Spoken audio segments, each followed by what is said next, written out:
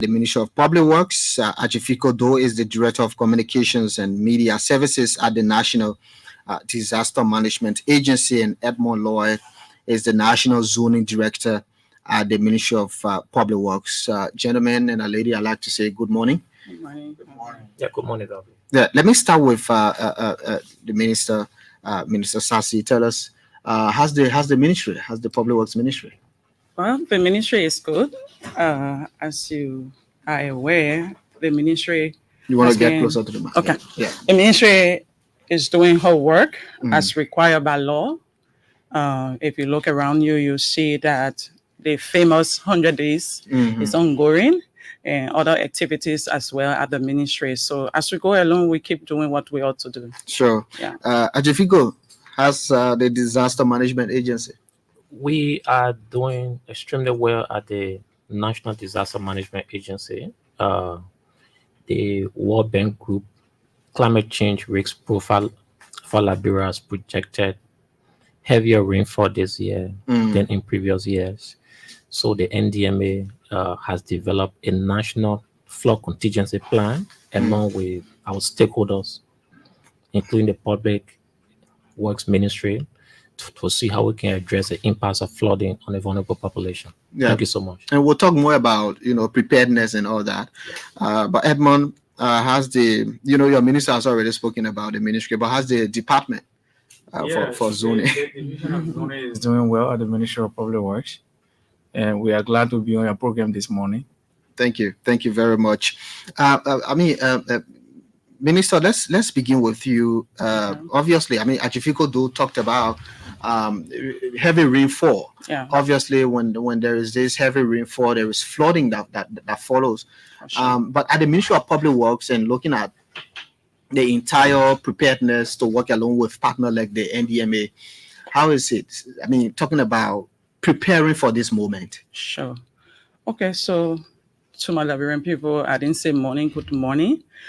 As a ministry, we have the responsibility to ensure that our infrastructure are well maintained in terms of our roads and drainages to prevent the flooding that we all see around us.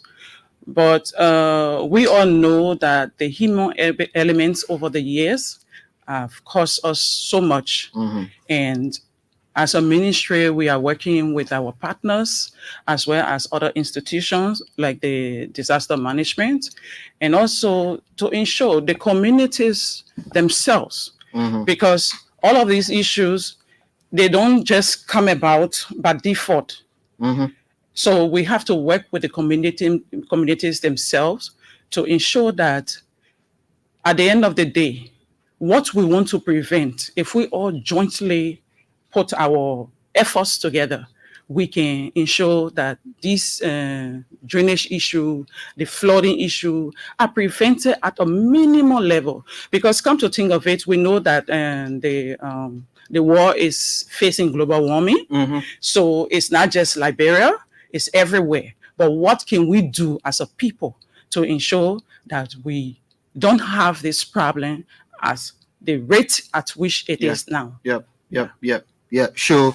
We'll talk about some of the causes for this. Ajifiko, you want to chip in with, just talking about, flooding, disaster occurrences in the country. Yes, as I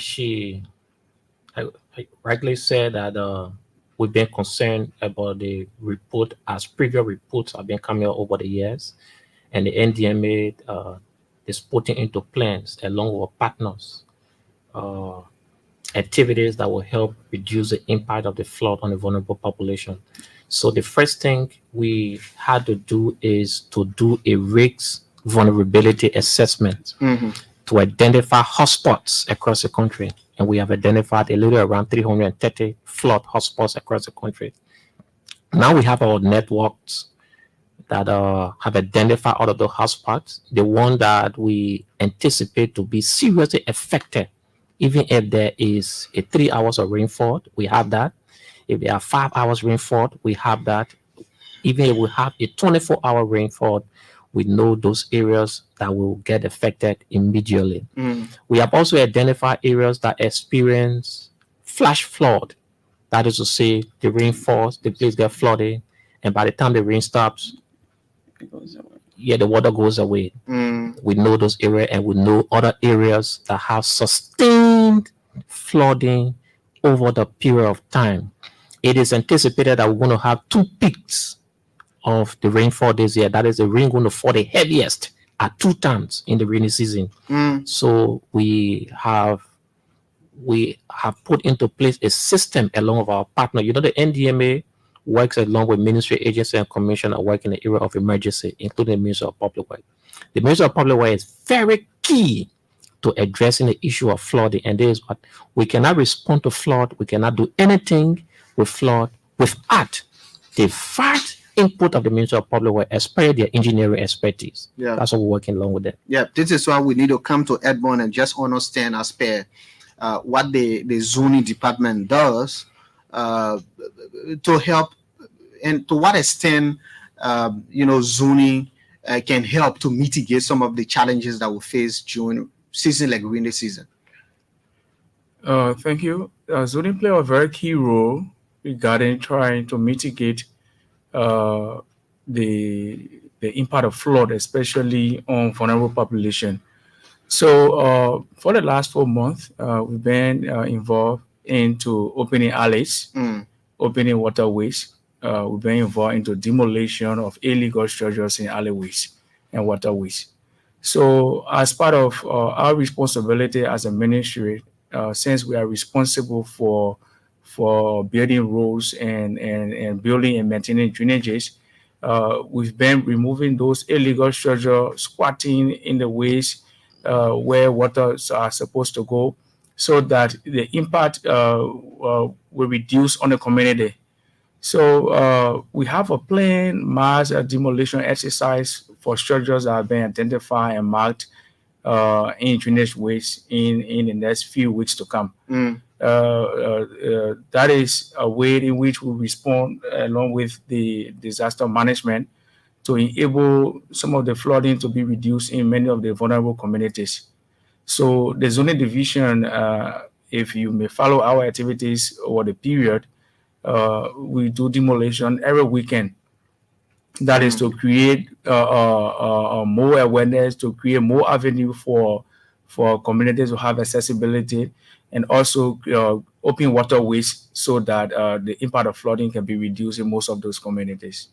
Minister, you want to add to that, since both of you from Public Works? Yes. So, like he rightly said, opening the alleyways and the drainages are key to supporting this process. One thing like I said, because of our behavior, we are taking this, that we didn't come to say something new that we don't know already as a people, but this is just a way of encouraging all of us as citizens, responsible citizens to our country, that we all really need to join together to make this work. Because the zoning issue he spoke about, you move around, you see communities, how it's difficult to even access communities in terms of roads. Talk less of drainages that have been covered. If I could have brought you I have some photos here. There are places, for example, when you're going Loking Town, before there was there's a drainage right when you look in front of LEC. There has always been a bush there for over a long period now. Interestingly, we cut that bush only to find a constructed concrete drain there, full stock, clogged with garbage. If you see it, you know that it has been there for years. So we open that, and that water goes all the way into a community. We walk as far as over 3 to 4 kilometers to see what was happening beyond there. And everywhere we went, those drainages are covered by buildings. Yes. Even buildings are within the waterways. And the moment you get there, you see the owner will tell you, "Oh, hey, you come and help us." And people can just come and they just see and then go. But you are in the waterway. So this is something that for me, I'm personally passionate about this because as vulnerable as we are, we also need to take the necessary precautions to avoid all of these things. They are avoidable. But with the zoning, that's why they keep saying, we keep stressing. If you want to do a construction, come to the Ministry of Public Works. How often do they come? How often do you see people come to the Ministry of Public Works for guidance? Is it on a minimal scale? Very minimal. So over the last 4 years, from 2020 to February 2024, we permitted a little under 500 drawings out of over 5,000 new construction. So that can say that there hasn't been a lot of interaction with the public in terms of bringing their drawings for permitting before construction. So as a ministry, we also have our own part to play in terms of the awareness campaign. But then there is this kind of society that we've built where people feel that government will do nothing. So they'll go about doing anything they want to do. So our system. So as a ministry, we have embarked on enforcement mechanism to ensure that most of our constructions are permitted and the site are assessed by the ministry and approved before construction. So we are beginning to start to enforce most of these things as per the national zoning law. So as part of that, what have you done during your enforcement period? What have you done? So what we do is that if we approach a construction, for example, that they now obtain a permit from the Ministry of Public Works, if the quality of the construction is poor, we mark it for demolition. Some of whom that seems to be good, what we do, we find the client, the owner, and then we also build them to pay the permit fee, and then we found them as well. So this is one of the precedents that we've used to be able to scare people away. And then we have increased our enforcement activities so that our zoning inspectors will visit a couple of constructions during the course of every week. That in itself have begun to start to bring people at the ministry in terms of making sure that they do the right thing. Minister, you agree with me that, I mean, Achifiko, I'll come to you. You agree with me that because we have this 2 seasons, dry season, it seems as if everybody forgets that there is something, there is a law, there is a zoning procedure that we need to follow because we are not impacted during the dry season. It is rainy season. Then when the impact starts to come, then we'll start to know that there is a law and a procedure. You agree with me that? Yes, I will agree with you. Even in the construction period is during the dry season. That's why you see it's unfortunate that sometimes even when somebody goes to buy land, they buy it during the dry season without realizing maybe that particular area is prone to flooding or something, or you built in the wrong place because you didn't seek advice from the Ministry of Public Works. So many things go into this thing. So much go into it. Achifiko, what's the role of the NDMA in all of this, especially educating the people on how to build, where to build, and when disaster occurs, especially now that we have the disaster of flooding? The first thing is that the NDMA has a statutory responsibility to coordinate all disaster-related activities across the country.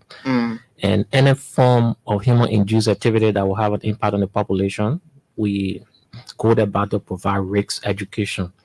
So our risk analysts, risk educator have been across the country providing risk education to the people on their activities that are giving birth to emerging hazards. You will come to realize that most of what people get affected by during the rains are as a result of their own actions. We did a vulnerability risk assessment, identified those hotspots. We made a projection based on the World Bank Group Climate Change Risk Profile on Liberia for 2024. We projected that over 100,000 persons might get affected. 3 major hazards associated with rainfall, that is flood, coastal erosion, and the windstorm. Between March to June, this year, we have had a little over 8,430 persons that have been affected by windstorm. Between the beginning of the rainy season, April to June, we have 44,000 persons that have gotten affected by flood. You want to give us locations? That is the data. Most of those affected from Mosorado, my giving. We have few other sporadic incidents that are across the country, but they were not very serious.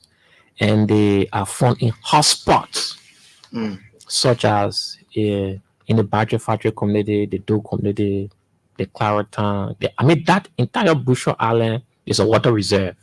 It's a swamp, the entire Bushra Island. So what we do is that after doing the vulnerability risk assessment, we don't have an enforcement power at the National Disaster Management Agency. But we coordinate institutions that have enforcement power, like the Public Works, the police, the EPA. So we present them the assessment report and make recommendation. Like I use an example, the NDMA conducted an assessment along with the Ministry of Public Works, the PCC, the EPA in the Omega area and made recommendation to the Public Works, because you have structures built on drainages, closed the drainages, and then were reinforced heavily. It has a serious impact on the community. Yeah, because the water goes back into the community. It goes back into the community. Because it's clogged. Yeah. So the NDMA has made a recommendation to the Ministry of Public Works, and the Ministry of Public Works is about to take an action into the activities that occur within the Omega area and other surrounding areas as they are about to begin their demolition exercise on waterways. Those are constructing waterways. And one thing we have to advise people is that the swamp is a water reserve. Now, if the water is to be kept in the water reserve, and you build in water reserve when the rain comes, the water has nowhere to be kept or stored. So it goes into the community, thereby affecting a lot of persons. And the projection of over 100,000 persons getting affected this rainy season is not to scare anyone. This is a projection. We can reduce the number by practicing behaviors that will help alleviate the impact of flooding on the community. That is opening the waterway and working along with the Ministry of Public Works to ensure that we cooperate on the demolition exercises that they are about to enforce. Minister, the demolition exercise, a lot of people, we are used to demolition exercises anyway. So, but we are also used to relaxation of the enforcement. You come, you see my structure because, you see the structure, I already built it, I'm living there. And I'm building the waterways. Then at the end of the day, compromise. Will there be compromise in this exercise for you and Edmond? No. So this is the thing. We give construction permits, and the EPA, like I said, we are all partners in this. The EPA is the one who decides whether someone should have access to water-prone area or like the swamp or something. So against their rules, most often you see people building there. So for us, our infrastructure goes, if we have a drainage to go and discharge within the swamp area. Obviously, if your building is there, it has to be removed. As long as it follows the channel to the swamp. We cannot compromise these things, because come to think of it, the more we do it, the more problems we have. And people will keep complaining that, maybe the ministry is not doing her job, National Disaster is not doing her job, EPA is not doing her job. But what can we do as individuals?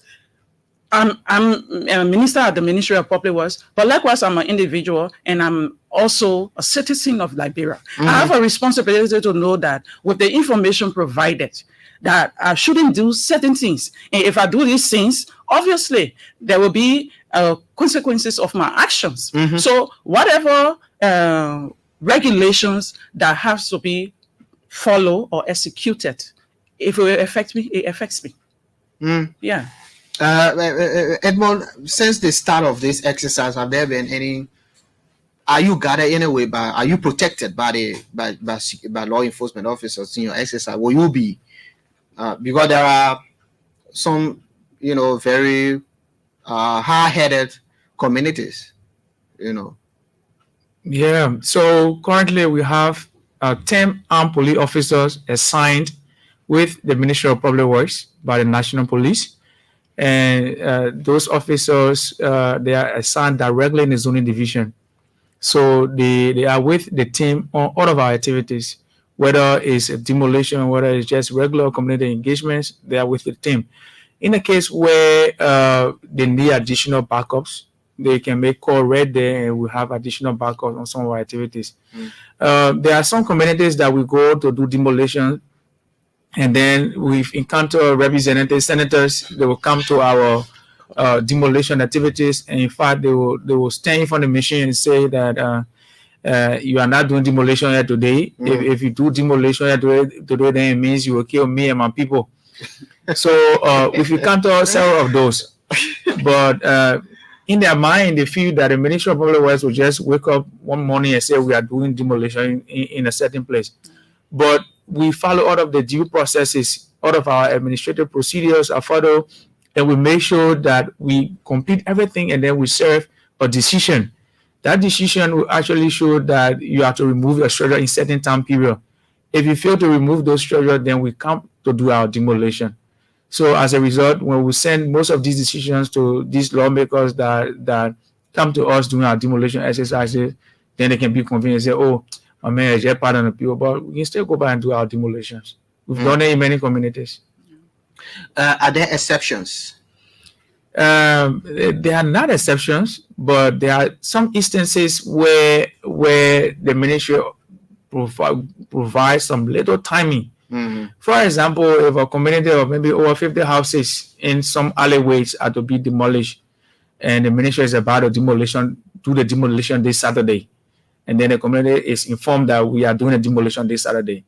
There are some instances where the community reach out to the ministry and say, oh, Honorable Minister, we want to ask for your pardon so that at least you can give us another 2 or 3 weeks, or maybe another 1 month, so that we can be able to get our kids from here. Our kids are in school. There are instances like that.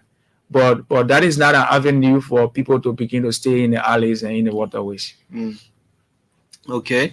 Ajiviko, I mean, this enforcement, along with the Public Works Ministry, what exactly is the NDMA doing in this particular exercise? The NDMA is involved with the coordination and also providing humanitarian assistance to those that are likely to get affected by the situation, because it will hamper their livelihood a little bit. But this is a state responsibility, and we cannot do anything to impede on the work of the state.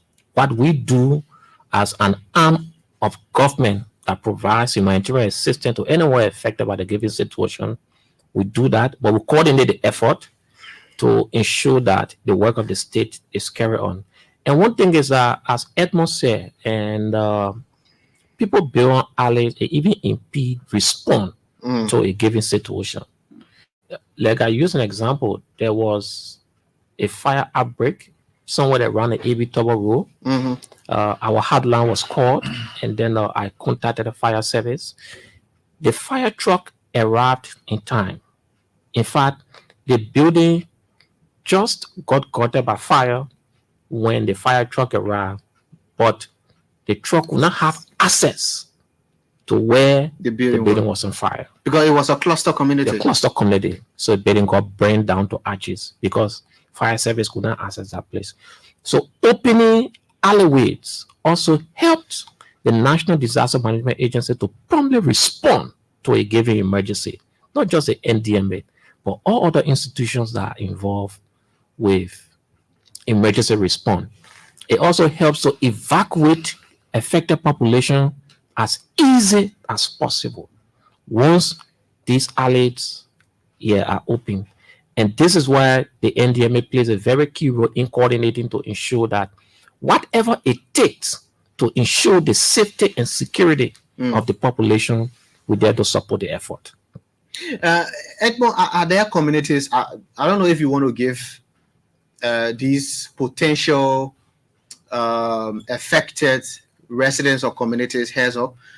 Are there communities that, you say, for example, today we're moving in this community because the community is prone to building in waterways and alleys? You want to name them, or you, for some reason, some reason I think I will vote them, but in almost all of the communities, they have issue of in Montserrado. But right now, is the focus in Montserrado? Yeah, the focus is in Montserrado now, but we'll definitely move the other counties. Why the focus in Montserrado? Because Montserrado is the one with the severe problem. So initially, let me just lay some more background so we can understand why these things are happening. Initially, Montserrado was designed for just around 500,000 people, 500,000 people. The city of Monrovia was designed for 500,000 people. Now the population is over 1.5 million in the same 500,000 place that were designed. So there will be a lot of lawsuit against those who design Monrovia for just 5 million. I mean, the city did not. The city did not expand beyond where we have the expansion right now. It just stopped to Congo Town, to Bujo Island. That's where the city of Monrovia stopped initially. But then the city has expanded over time because of this quality of life that is improved a little bit in Monrovia than other areas. And migration. So immediately after the war, people begin to migrate to Monrovia because Monrovia has services as compared to other cities. So as a result, there are a lot of burdens that are put, there are a lot of pressure put on the little infrastructure that was already designed for Monrovia alone. So because of this overpopulation, there have been proliferation of slums in different communities. The Montserrado wetland has been identified as a Ramsar site. It means a site where it is reserved as a site for natural habitats. So no one should build there. But because of the proliferation of this population, there have been massive construction in the wetland. And the government in itself, having had more capacity to stop all of these people building in the wetland. So as a result of this, most of the water that should settle in the wetland as area for carbon sequestration, they come back to the community when it rains. So as you're also aware, most part of Monrovia, especially Bujo Island, is literally below the sea level. That's it. In some areas, they are on par with the sea level. Some areas are below the sea level. So there's no way you have water from there going to the sea or the river. So they'll have to settle down until they drain in the dry days. So based on those historical evidence, it means that constructions in those areas, in most of those areas, are prohibited. But then government have been enforcing at a lower level, and the people continue to build, especially with emphasis on putting solid waste in a lot of drainages that are already being constructed. And there is this project that we have at the Ministry of Public Works, Liberian Urban Resilience Project. There is a World Bank finance project, both a grant and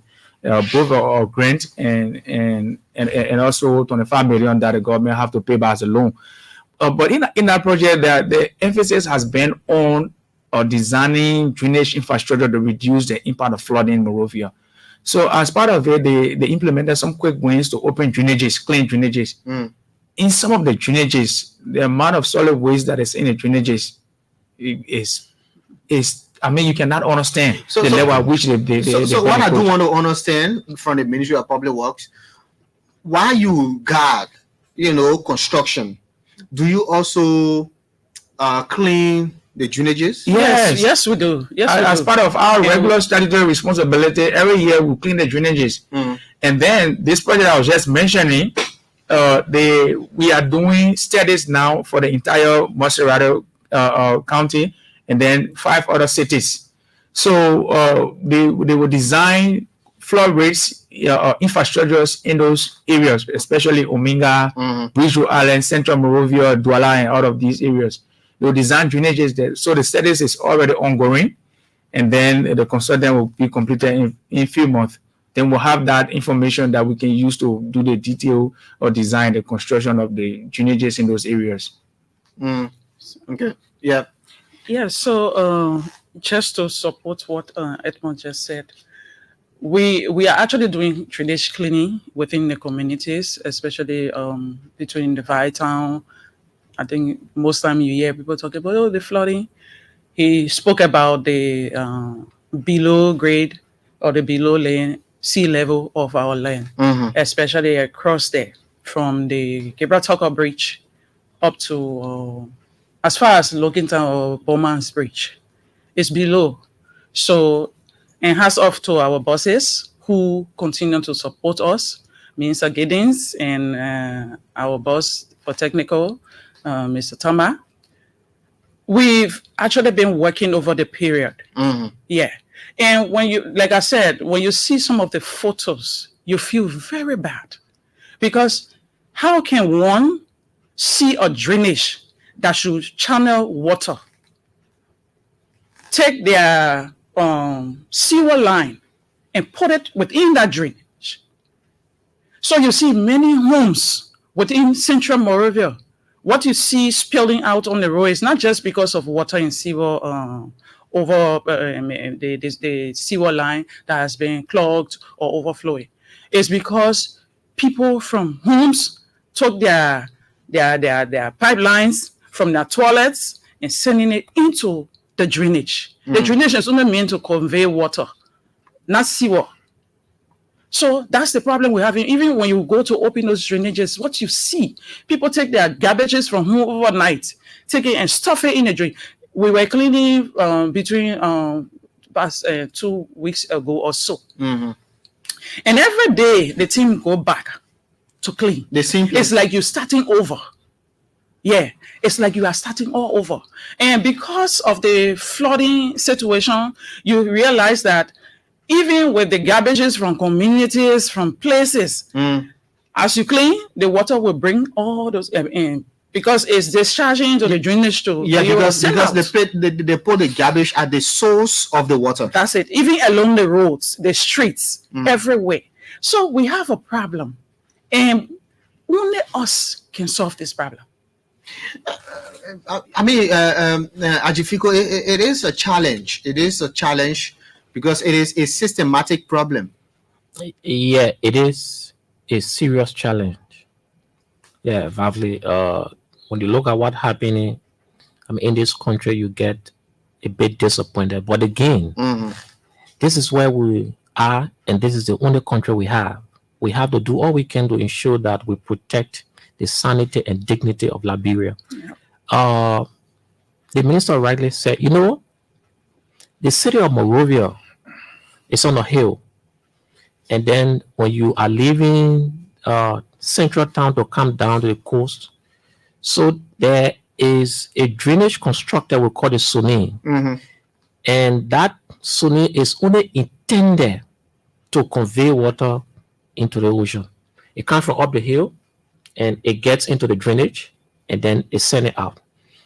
People use the SUNI to put their sewage lines from the houses there. And so they're using it as septic tank. Yes. These things have given birth to waterborne diseases now. So while we are confronting flood, there are other emerging hazards that are coming out of the flooding and the rest of that. It has created a compounded situation.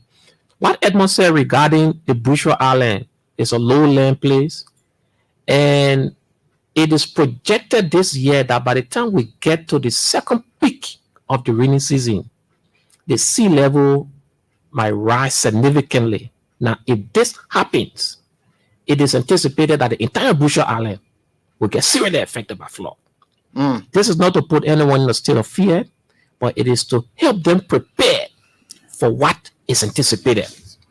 So, as he said, on the resilience project, the study is going on. Why it is true the study is going on, the National Disaster Management Agency and her partners doing all they can to ensure that what we anticipate can be reduced. We're also working along with international partners.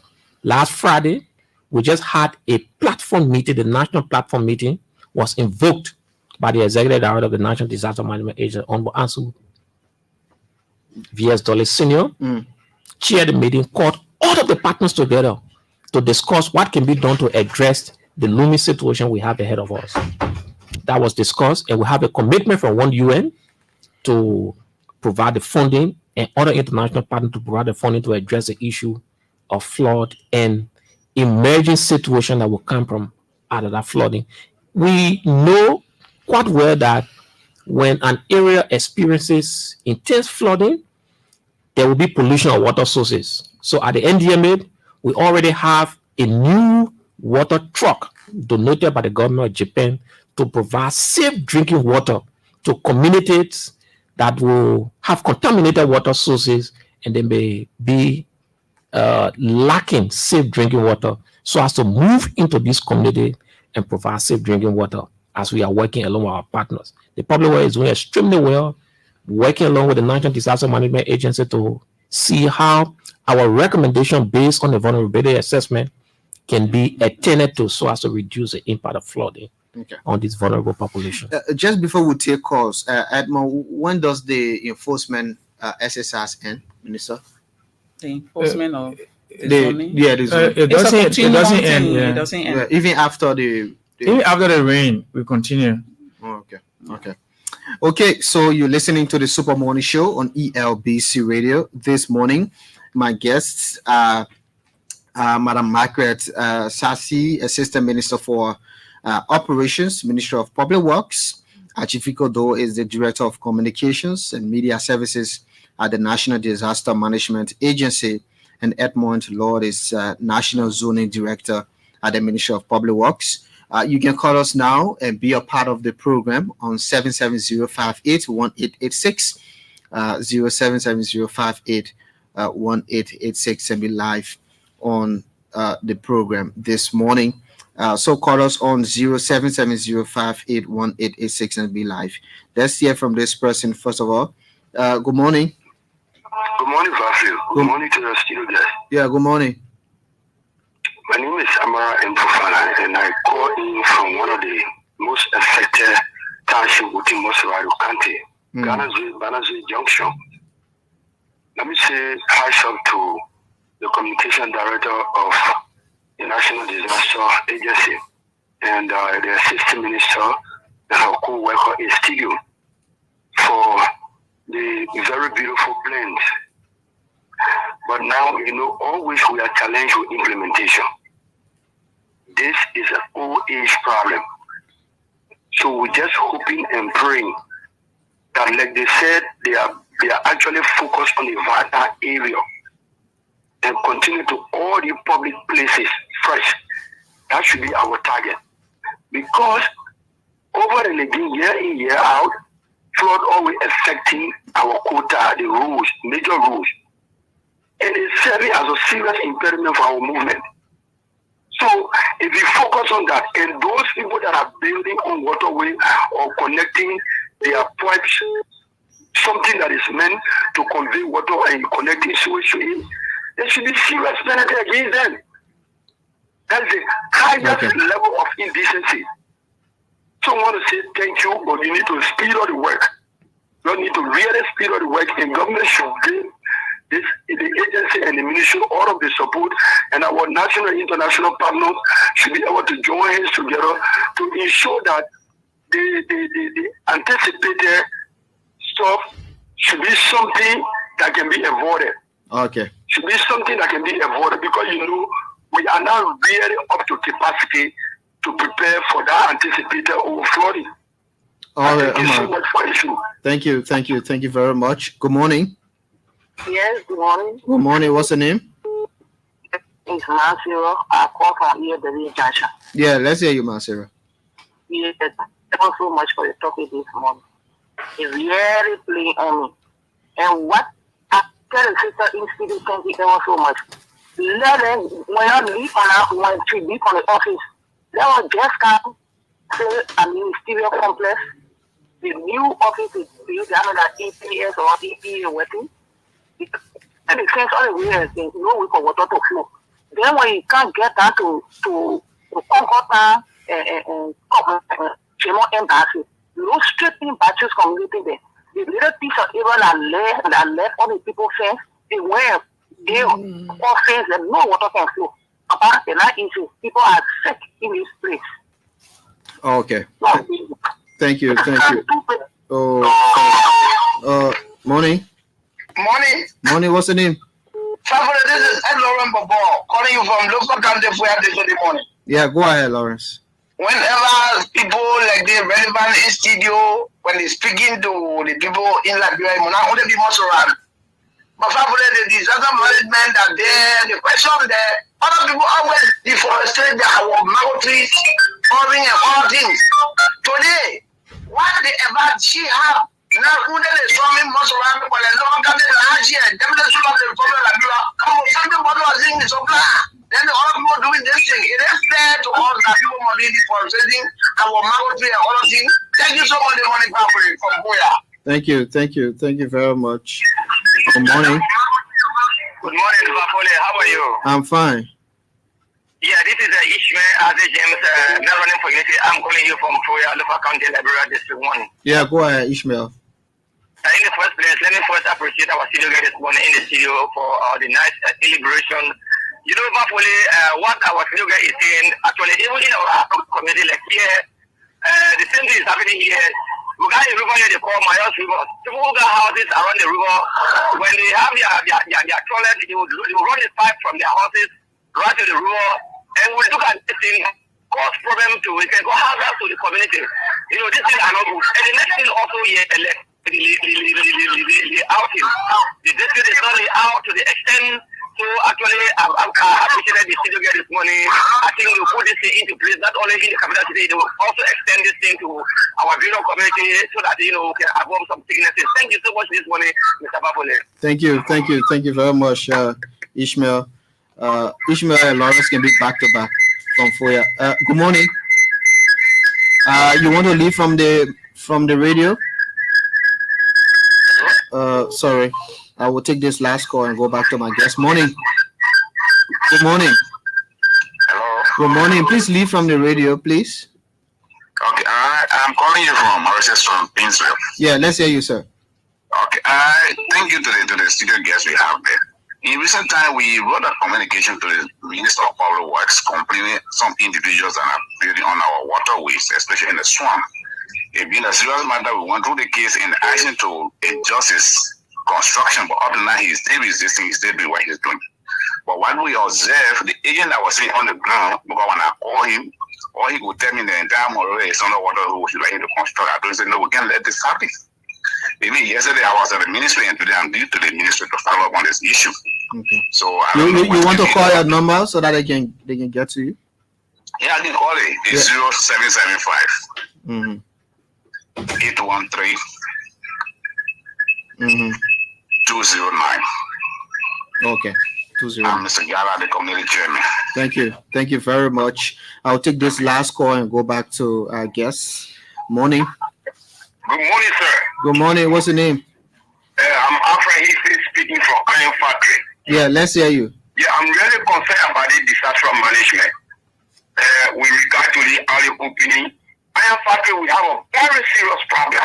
I've been with the minister, the planning, for every time they promise that they will come, the people, they came to mark the building 2020.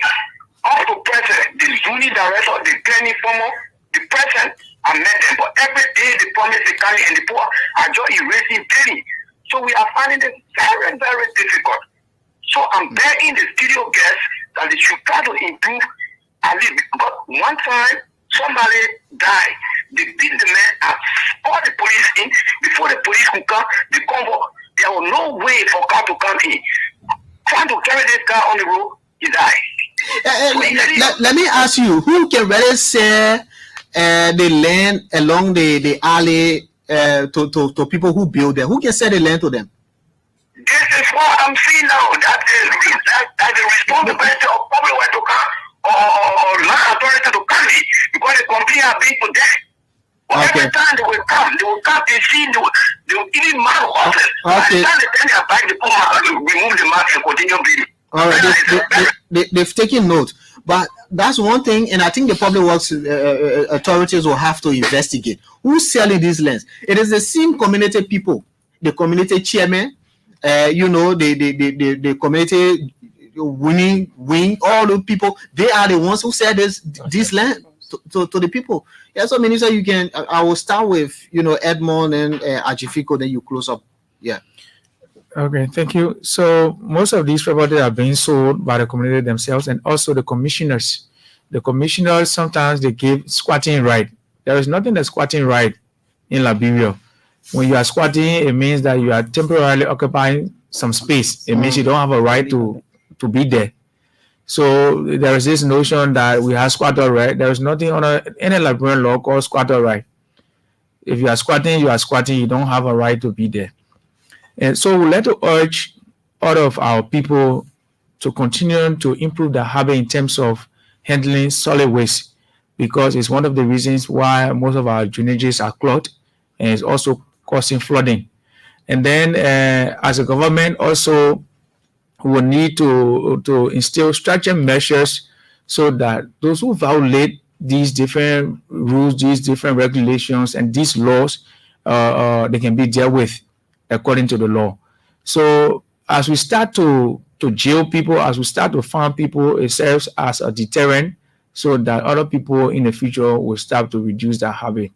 And then our notion as Liberians that the government responsibility, the government will come and clean it, we need to erase that totally, because our responsibility as a community is for us to make our environment livable. And if we cannot make our environment livable, the government that you think is the government, you are also the government. So you should be able to put every mechanism in place to ensure that your community is clean, your drainages are clean, so that it can improve your health and livability. Thank you. Thank you. Yeah, Ajifiko. Yeah, Vale, a call from LOFA regarding deforestation. The National Disaster Management Agency is working along with the FDA to ensure that we can reduce the level of deforestation, because it is giving birth to severe windstorms that are affecting vulnerable population in the interior part of Liberia, mostly because, on our side, people don't build structure that strengthen their roots on their houses. So whenever there is a severe windstorm, you discover that 100 to 150 houses are destroyed just at a windstorm moving at 36 to 40 meters per hour. So we are working along with the FDA to see how we can develop a program that will help reduce deforestation, if possible, to put a 10-year plan in place to plant at least 1 million trees. Now, on the issue of curtailing the situation of flooding and the rest of that, the law that created the National Disaster Management Agency gives it a statutory responsibility to structure a national disaster response task force, inclusive of our partners, the EPA, the Public Works, and all security institutions. This task force is charged with the responsibility of ensuring that anybody that is doing anything that poses a risk on the population must be stopped, arrested, charged, and prosecuted. So, Honorable Ansel V.S. Senior will be creating the task force just in the course of the week, and we're going to work to ensure that we reduce any activity that poses a risk on the population. Thank you very much, Ajifiko. Mr. You can end from your end quickly. Thank you again for the opportunity. We want to say the Ministry of Public Works, through, like I said, our bosses, Honorable Giddens, we are committed to this process of infrastructure development. And we also want to ensure what we construct and maintain to bring sanity to our people, to ensure that we all enjoy the basic services that we have. And the lady that talked, somebody mentioned the sewer issue. We are working with the Liberia Water and Sewer to enforce the law. Okay. Because there are regulations. You should build your private septic. You cannot come and pollute the city because you want to get rid of your feces. If you want to build in the city, then you should be prepared to take on the cost for the construction of living in an urban community. So we will continue to do what we can do. Okay. But I just want to say this to our Liberian people. permit me, and me put it in simple English. Yeah, quickly. Just Out of to time. encourage all of us, we need to change our behaviors. No matter how many infrastructure we build, no matter how much we invest into these things, if we don't change our behavior, it will all go down to zero. And we will be complaining. We can be begging our international partners for support. And every year, for the same reason, we go back. We want to clean our drainages. We go back for support. We want to reconstruct our drainages because they have damaged, because somebody, when maybe and decided to use it for an access way, to maybe use it for parking garage, or decide to take garbage from their homes and put it into the drainage system. We go back for the same money. Nobody will take you seriously. So our behavior, we need to change. And we must support the government as a people to ensure that we enjoy our own country. Thank you. Thank you. Thank you very much. From the Ministry of Public Works and Disaster Management Agency, they've been my guests. My name is Vafli Kamara. Join me tomorrow for another presentation. Bye-bye.